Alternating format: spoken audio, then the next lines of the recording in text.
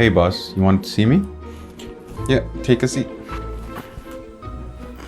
What's going on, boss? Is everything alright? Alright, Hanak. We know you've been lying. What do you mean? Listen, we know you're not a real sysadmin, okay? You can stop with all the BSing now.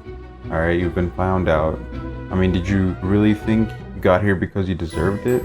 We know you're a fraud and that you've been faking it this whole time. This is the end for you.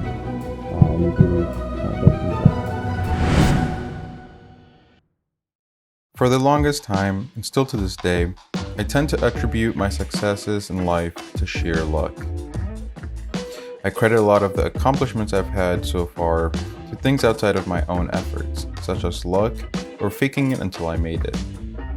And often, I get this feeling that I'm not smart enough to be in a technical role like a system administrator. The term for this feeling is Impostor Syndrome. It is defined as the persistent inability to believe that one's success is deserved or has been legitimately achieved as a result of one's own effort or skills. In other words, it's when you feel you don't deserve the success you've had because you think it's a fluke and not from your own efforts. You might tell yourself that you're not good enough for the job, that you don't have the necessary skills, that you're here because you somehow got lucky, and any other reasons that discount your accomplishments. The first thing to note about imposter syndrome is that it's very common in tech, but it feels quite personal because not a lot of people talk about it. I mean, I certainly don't want to admit that I'm struggling or that I don't know what I'm doing, either in the fear of what others will think of me or in the unfounded fear that I might lose my job because of it. There have been times in the past where I felt I had no idea what I'm doing, despite having accomplished similar things in the past. But the reality is that we're not machines. For some reason, we hold ourselves to unbelievably high standards and then feel terrible when we don't accomplish those goals. This is a vicious cycle because the more we fail, the more we tend to focus on our failures and feel bad about ourselves, only to turn around and set even higher standards for ourselves. It doesn't help that when we look around us, our colleagues seem to be these perfect human machines that can produce amazing work every single time. But what we fail to realize is that we only get to see the external accomplishments of the person.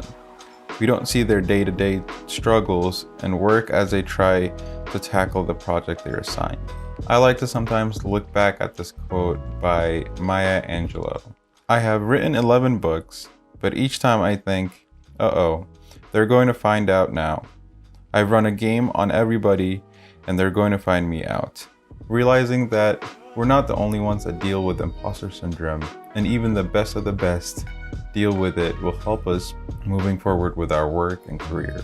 Additionally, we have to realize that we can't compare ourselves to other people because it's going to never be an apples to apples comparison. For that reason, to discredit ourselves because other people seem successful is only foolish. Finally, what I will leave you with is that we have to realize that our systems are designed to be a high-pressure environment. More often than not, we're working in environments that have unreasonable demands, deadlines, and potentially a toxic work environment, especially in the tech world. What I've come to recently understand is that all of these feelings that we get, such as imposter syndrome, stress, anxiety, which are very deeply personal issues, are heavily influenced by the system that we live and work in. So, before you start blaming yourself, try to have a bird's eye view of your life and see what are the systems that are helping or hurting you. Thank you for watching. If you found any value, make sure to like the video and subscribe to my channel. Until next time, peace.